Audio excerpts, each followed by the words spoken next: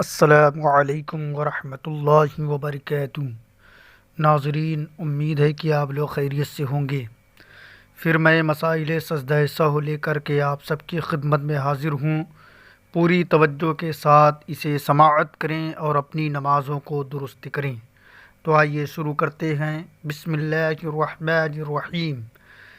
سجدے میں شک ہوا کہ دو کیے یا ایک، بہت اہم مسئلہ ہے، اسے پوری توجہ سے سنیں۔ سجدے میں شک ہوا کہ دو کیے یا ایک، اس کے بارے میں کیا حکم ہے، پورا مسئلہ سماعت کریں۔ مسئلہ دیکھیں، کسی کو نماز کے سجدے میں شک ہو جائے کہ میں نے ایک سجدہ کیا ہے یا دو، اور کسی طرف ظن غالب نہیں، تو ایسی حالت میں حکم یہ ہے کہ ایک سجدہ اور کرے اور اخیر میں سجدہ سہو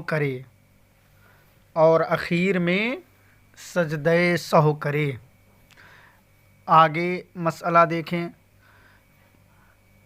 اگر شک کی صورت میں ایک جانب غالب گمان ہو تو اسی پر عمل کرے، یعنی غالب گمان یہ ہے کہ ایک سجدہ کیا ہے تو ایک اور کرے، اور غالب گمان یہ ہے کہ دو سجدے کر لیے ہیں تو مزید سجدہ کرنے کی ضرورت نہیں، نماز پوری کرے۔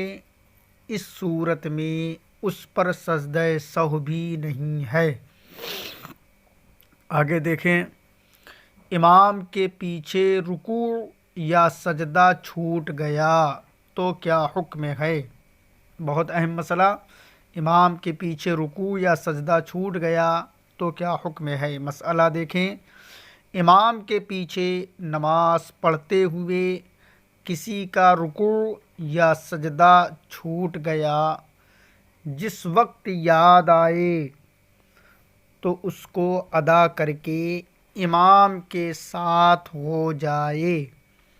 ایسی صورت میں اس پر سجدہ سہو نہیں، اور اگر یاد آنے پر نہ کیا تو امام کے سلام پھیرنے کے بعد ادا کرے، پھر سجدہ سہو کرے۔ اور اگر ان دونوں صورتوں میں سے کوئی صورت اختیار نہ کی تو اس کی نماز نہ ہوئی، دوبارہ پڑھے۔ آگے دیکھیں، سجدے کی جگہ رکوع کی جگہ سجدہ کر لیا تو کیا حکم ہے۔ مسئلہ دیکھیں، نماز میں کسی رکن کو مقدم یا مؤخر کیا، مثلاً پہلے سجدہ کر لیا بعد میں رکوع کیا، تو اس پر سجدہ سہو واجب ہے۔ آگے دیکھیں، امام نے بھول کر 3 سجدے کر لیے، کر لیے تو کیا حکم ہے۔ اگر امام بھول کر تیسرے سجدے میں چلا گیا، مقتدی اس کی اقتدا نہ کریں، اس صورت میں صرف امام پر سجدہ سہو ہوگا، مقتدی اس سجدہ سہو میں امام کی اتباع نہ کریں۔ اور اگر سب یا بعض مقتدیوں نے امام کے ساتھ تیسرا سجدہ کر لیا تو ان مقتدیوں پر بھی سجدہ سہو واجب ہے جو امام کے ساتھ تیسرے سجدے میں گئے، لہذا وہ بھی امام کے ساتھ سجدہ سہو کریں۔